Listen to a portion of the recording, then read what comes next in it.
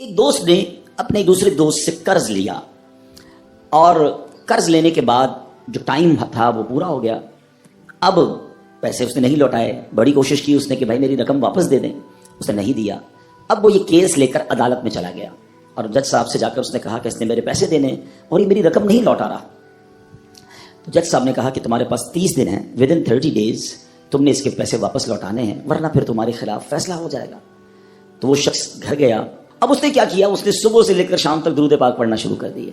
1 دن 2 دن 3 دن 27 دن ہو گئے. وہ درود پڑھتا رہا اور انتظار کرتا رہا. پیسے تو تھے نہیں, 30ویں دن عدالت میں پیش ہونا تھا. 27 دن گزر گئے, 28ویں رات آ گئی. خواب میں اس کو کسی نے آواز دی کہ گھبراؤ نہیں, تمہارا قرض ادا ہو جائے گا. اگلے دن پھر درود پاک پڑھتا رہا. اب نبی پاک کی خواب میں زیارت ہوئی. آقا علیہ السلام تشریف لائے, فرمائے گھبراؤ نہیں, تمہارا قرض ادا ہو جائے گا. تم علی بن عیسیٰ وزیر کے پاس جاؤ اور اس سے کہو وہ تمہارا قرض ادا کر دے گا. اب جب صبح اٹھا تو بہت خوش کہ نبی پاک کی زیارت مجھے ہو گئی. لیکن پھر خیال آیا کہ میں اگر وزیر صاحب کے پاس گیا اور انہوں نے مجھ سے کوئی ایویڈنس مانگ لیا, کوئی پروف مانگا, کہ میں کیسے مان لوں تمہیں نبی پاک نے بھیجا ہے, تو اس بات پر تو میرے پاس کوئی دلیل نہیں ہے.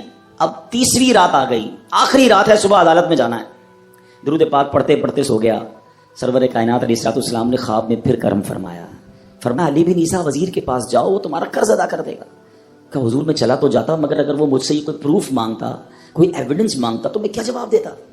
پیارے آقا علیہ السلام نے فرمایا کہ ایسا کرو, اسے یہ کہنا کہ آپ کا ایک راز ہے جو آپ جانتے ہیں اور رب جانتا ہے, اور وہ راز یہ ہے کہ آپ روزانہ فجر کے بعد 5000 بار درود پاک پڑھتے ہیں, اور جب تک درود پاک مکمل نہیں ہوتے آپ کسی سے بات نہیں کرتے. اب جب صبح اٹھا تو بہت مطمئن کہ اب تو دلیل بھی آ گئی ہے. پہنچ گیا صبح علی بن عیسیٰ وزیر کے پاس. اس کا دربار لگا ہوا ہے. اس نے پیغام بھجوایا کہ میں علی بن عیسیٰ وزیر صاحب سے اکیلے میں ملنا چاہتا ہوں, پیغام لایا ہوں. درباری نے آ کر پوچھا, وزیر صاحب پوچھ رہے ہیں کس کا پیغام لایا ہو؟ تب میں نبی پاک علیہ السلام کا پیغام لایا. فوراً وزیر صاحب نے بلا لیا. کہا فرمائیے. کہ مجھے میرے آقا علیہ السلام نے کہا ہے کہ آپ میرا قرض ادا کر دیں. میں 3000 دینار کا مقروض ہوں. Today is the last day in the court. آج مجھے کورٹ میں پیش ہونا ہے. اگر آج میں نے اپنا قرض ادا نہ کیا تو مجھے جو ہے وہ سزا ہو سکتی ہے. علی بن عیسیٰ کہتا ہے میں بالکل آپ کا قرض تو ادا کر سکتا ہوں, مگر مجھے کیسے پتا چلے, کوئی دلیل ہے, کوئی پروف ہے کہ آپ کو نبی پاک علیہ السلام نے بھیجا ہے؟ کہتا ہے ہاں, خالی ہاتھ نہیں آیا, آقا نے دلیل بھی عطا فرمائی ہے. اچھا بتائیے کیا دلیل ہے؟ دلیل یہ ہے کہ آپ کا ایک راز ہے جو صرف آپ جانتے ہیں اور آپ کا رب جانتا ہے. 5000 ٹائمز ڈیلی آپ درود پاک پڑھتے ہیں فجر کے بعد, اور جب تک یہ درود پورے نہیں ہوتے آپ کسی سے بات نہیں کرتے. اب ذرا پہلے تھوڑی دیر کے لیے امیجن کریں کہ جو وزیر 5000 بار روز درود پڑھتا ہوگا وہ عاشق رسول کیسا ہوگا.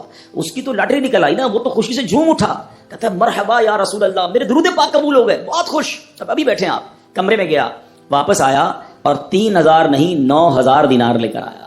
کہتے 3000 تو نبی پاک کا حکم, مرحبا یا رسول اللہ, 3000 اور لیجیے, آپ نے اتنی اچھی خبر مجھے سنائی, اتنا پیارا خواب سنایا, آپ کے قدم میرے گھر تک آئے, اور 3000 مزید دے جائیے. اس سے اپنے بچوں کے لیے کوئی کاروبار شروع کیجیے, اور ایک وعدہ بھی کیجیے, زندگی میں آئندہ جب بھی آپ کو کوئی ضرورت پڑے گی نا, آپ میرے پاس آئیں گے, میں آپ کا بھائی ہوں. اب یہ دیوانہ بڑا خوش ہو کر عدالت پہنچا. اچھا everybody expecting over there, سب یہ سوچ رہے تھے کہ یہ اس نے آج گرفتار ہی ہونا ہے, کیونکہ تھا ہی کچھ نہیں اس کے پاس, پہلے ہی کہہ دیا تھا کہ میں کولیپس ہو گیا ہوں. اب عدالت میں جاتے ہی اسے 3000 دینار جج صاحب کو دے دیے کہ صاحب اس کو میرا قرضہ ادا کر دیں, میں جو ہے وہ اپنے قرضے سے بری ہونا چاہتا ہوں. جج صاحب ہوتے ہیں, انہوں نے کہا قرضہ تو ادا کر دیں گے, پہلے بتاؤ پیسے لائے کدھر سے ہو؟ تم تو کہتے تھے پیسے نہیں تھے تمہارے پاس, اتنی بڑی رقم کیسے انتظام کی؟ اب بھری عدالت میں گویا اس نے زبان حال سے یہ کہا کہ اتنا دیا سرکار نے مجھ کو, اتنی میری اوقات نہیں, یہ تو کرم ہے ان کا, ورنہ مجھ میں تو ایسی بات نہیں. اب اس نے بھری عدالت میں پورا واقعہ سنایا کہ میں نے تو کچھ نہیں کیا, آقا خواب میں تشریف لائے, میں وزیر صاحب کے پاس گیا, انہوں نے یہ پیسے دیے. سنو اس زمانے کے جج بھی کیسے ہوتے تھے. وہ جج دوران عدالت اپنے کرسی سے اٹھ کر کمرے میں چلا گیا. تھوڑی دیر بعد جج صاحب واپس آئے اور 3000 دینار اس کے ہاتھ میں دیتے ہیں. کیا سارا ثواب علی بن عیسیٰ لے جائے گا؟ میں بھی تو آقا کا امتی ہوں, تمہارا قرضہ میں ادا کرتا ہوں.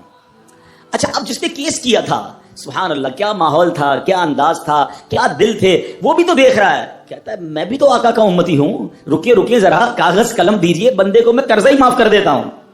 اچھا قرضہ ہو گیا معاف. اب جو 3000 جج صاحب نے دیے تھے, وہ بندہ کہتا ہے جج صاحب ہوں واپس لے لو, میرا تو قرضہ ہی ادا ہو گیا. تو جج صاحب کہتے ہیں جو پیسے آقا کے نام پر نکال دیے میں نے واپس نہیں لینے, یہ سارے تم ہی لے جاؤ.